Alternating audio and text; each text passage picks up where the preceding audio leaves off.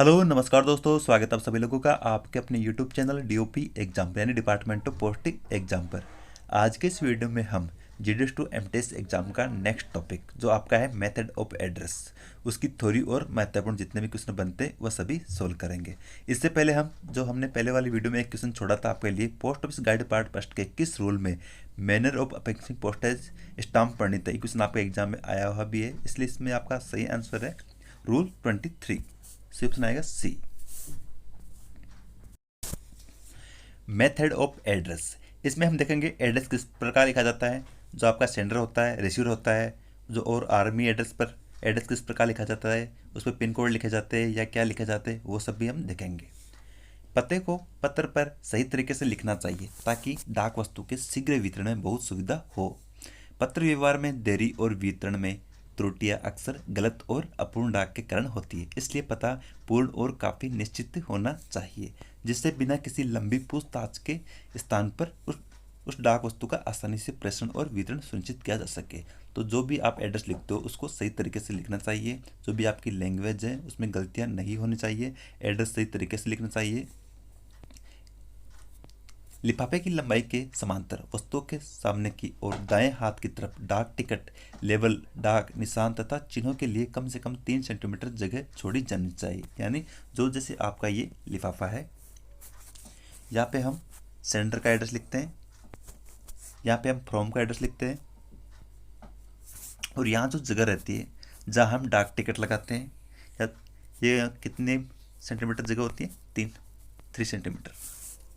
Question आपके exam में आया हुआ है भी दोस्तों, टिकट के लिए कितने सेंटीमीटर जगह छोड़ी जाती है ऊपर, इसका सही आंसर है 3 सेंटीमीटर।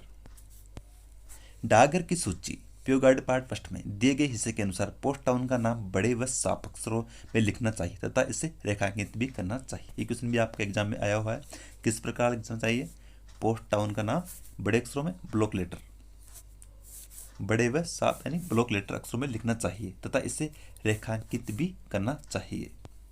पोस्ट टाउन के नीचे पिन कोड भी लिखना आवश्यक है।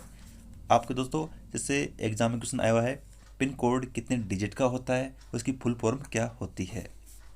तो पिन कोड हमारे 6 डिजिट का होता है और इसकी फुल फॉर्म क्या होती है दोस्तों, इसकी फुल फॉर्म क्या होती है, जो आपका ये रहता है पीएन पोस्टल इंडेक्स नंबर। विदेशों को भेजी जाने वाली वस्तुओं के बारे में पते रोमन अक्षरों में और अरब अंकों में, रोमन लेटर और अरेबिक फिगर में लिखे जाने चाहिए। ये क्वेश्चन भी आपके एग्जाम में आया हुआ है। प्रेषक यानी जो फ्रॉम का पता जिस तरफ लिखा जाता है उस और बाएं हाथ के निचले कोने में लिखना चाहिए। यदि ऐसा न हो तो वस्तु के पीछे की तरफ भी लिखा जा सकता है तथा उस पर प्रेषक का संकेत भी होना चाहिए ताकि पाने वाले के ब्यौरे समझ लिए जाने की गलती से बचा जा सके। यानी जो भी आपका फ्रॉम का एड्रेस होता है वो कहाँ लिखा जाना चाहिए, वो आपके लेफ्ट साइड नीचे लिखा जाना चाहिए और इसे फ्रॉम से भी दर्शाना चाहिए, जिससे कंफ्यूज नहीं हो या टू का है या फ्रॉम का है। कई बार लोग गलती कर देते हैं, जो आपका टू और फ्रॉम का एड्रेस है वो एक दूसरे की जगह गलती से लिख देते हैं, इसलिए फ्रॉम अवश्य लिखे। फिर बाद में आपका जो भी एड्रेस है, मकान नंबर है, पिन कोड है, मोबाइल नंबर भी अवश्य लिखे। और टू का आपका राइट साइड आएगा, यहाँ पे ऊपर ऊपर 3 सेंटीमीटर जगह आएगी। यदि फ्रॉम का एड्रेस आप फ्रंट में नहीं लिखते हो तो आपको पीछे की तरफ लिख सकते हो, जो भी आपका एनवेलप है, लेटर है। ऐसी डाक वस्तुओं के बारे में जिन पर डाक बार की रियायती दरें लगनी हो या बिना डाक बार से भेजी जानी हो, डाक वस्तु का वर्ग उदाहरण के तौर पर बुक पोस्ट, ब्लाइंड लिटरेचर वस्तु के ऊपर भाग पर लिखना चाहिए। आपका जो भी लेटर है, जैसे आपको स्पीड पोस्ट करवानी है या रजिस्ट्री करवानी है, या फिर जो भी है आपका लेटर है, पोस्ट कार्ड है, या ऊपर जो भी जैसे ब्लाइंड लिटरेचर जो भी है आपका, जो भी आपको पोस्ट ऑफिस से करवाना है वो आपको जैसे आपका लेटर होता है इसके ऊपर लिख देना चाहिए। रजिस्ट्री, स्पीड, जो भी आपका इंश्योर्ड है, कुछ भी हो। बाहरी पत्र, पैकेट के पत्ते के ऊपर की ओर पत्र जो लेटर संकेत दे देना चाहिए जिससे वे आकार या बनावट के कारण गलती से किसी वर्ग के पैकेट न समझ लिए जाए। राष्ट्रपति, प्रधानमंत्री और भारत सरकार के दूसरे मंत्रियों तथा उच्च अधिकारियों को यह सुविधा मिली हुई है कि भारत में अपने दौरे के समय जहां भी हो वह उनकी डाक उन्हें दे दी जाए। इस विशेष अवतार में ऐसे उच्च अधिकारियों की सूची धारा 206 में मिलेगी। तो क्वेश्चन आपके एग्जाम में आ सकता है, जो उच्च अधिकारियों की है उनकी सूची हमें किस धारा मिलेगी, 206 में। दोस्तों राष्ट्रपति, प्रधानमंत्री और भारत सरकार के दूसरे मंत्रियों और अधिकारियों को सुविधा मिलती है कि उनके जो भी लेटर होते हैं उनके जो उनका अलग से बैग बनता है उसे क्या बोलते हैं, कैंप। तो कैंप बैग में इनकी डाक जाती है अलग से।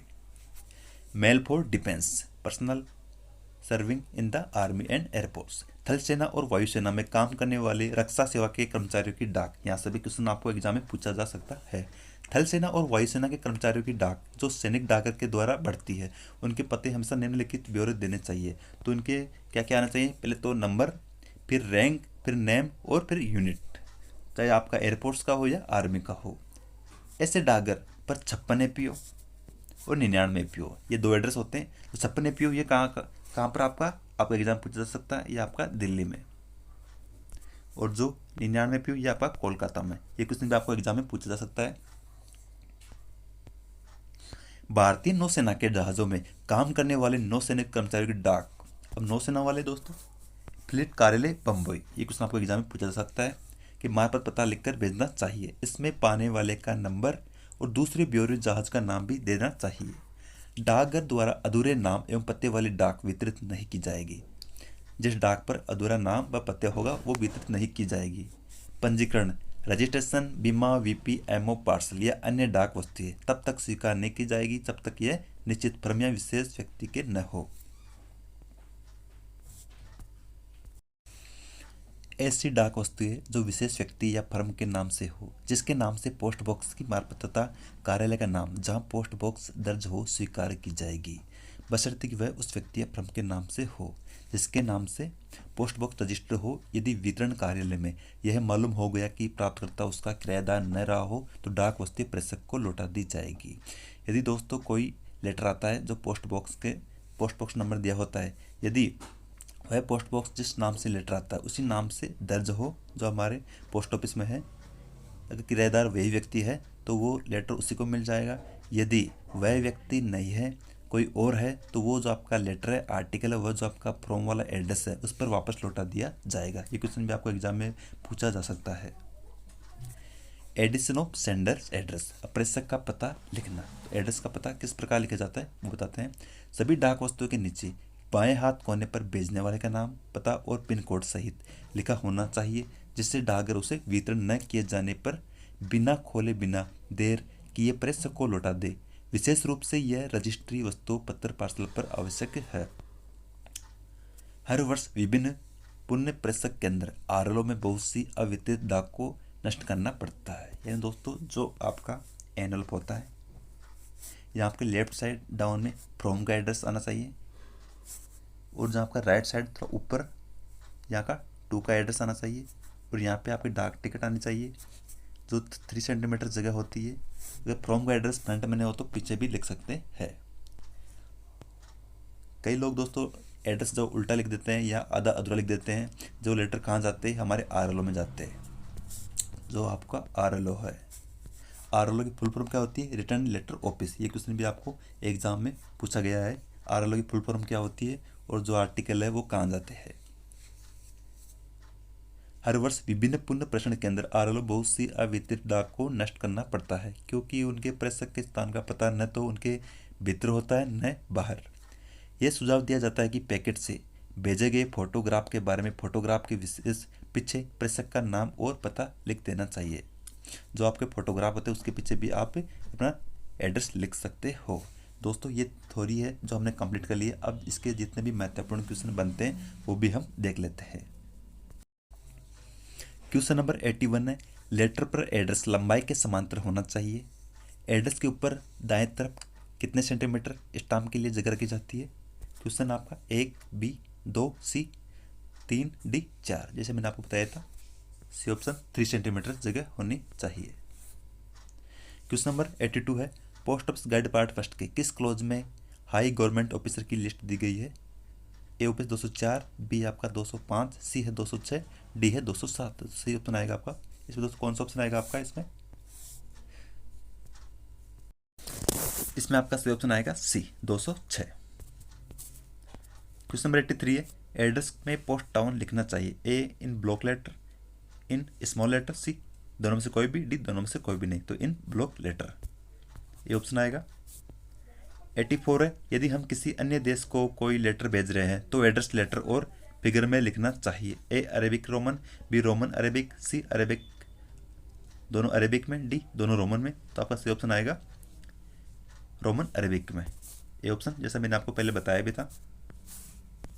क्वेश्चन नंबर 85 है, आर्टिकल पर सेंडर का एड्रेस लिखना चाहिए। दोस्तों सेंडर का एड्रेस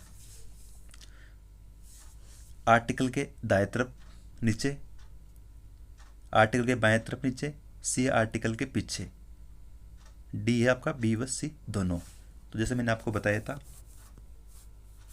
जो सेंडर है, जो भेज रहा है लेटर को, उसका हम बाएं तरफ नीचे भी लिख सकते हैं और पीछे भी लिख सकते हैं। तो इसमें आपका एक तो बी ऑप्शन सही है और एक आपका सी सही है, तो इसलिए आपका ऑप्शन सही है डी। कौन सा ऑप्शन आएगा आपका? डी। 86 क्वेश्चन आपका, जो भी लेटर वस्तु कैंप के एड्रेस पर भेजी जाती है तो उन पर क्या नहीं लिखा जाना चाहिए? A post town, B designation and camp, C both. तो दोस्तों क्या नहीं लिखा जाना चाहिए इसमें आता है?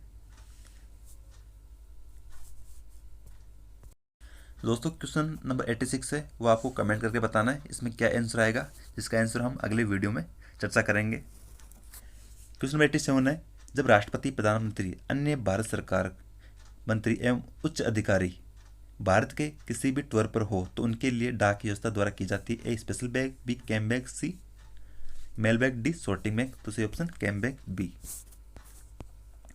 88 है, आर्मी एयरफोर्स के आर्टिकल किस एड्रेस पोस्ट होने चाहिए?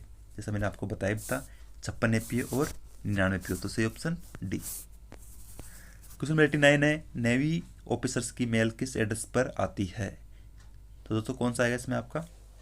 तो आपका सी व बी, या आपका एयरपोर्ट नेवी के हैं, और आपका जो इसमें दोस्तों बॉम्बे समझ लेना, जिस ऑप्शन बॉम्बे मिल जाता है हमारा फ्लीट मेल ऑफिस, वो ऑप्शन आपका सही आएगा। तो इसमें आपका ऑप्शन सही है ए।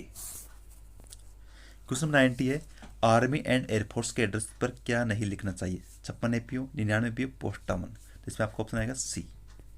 तो दोस्तों जितने भी महत्वपूर्ण क्वेश्चन बनते हैं वो हमने सभी सोल्व कर लिए और इसकी थ्योरी भी कंप्लीट कर ली है।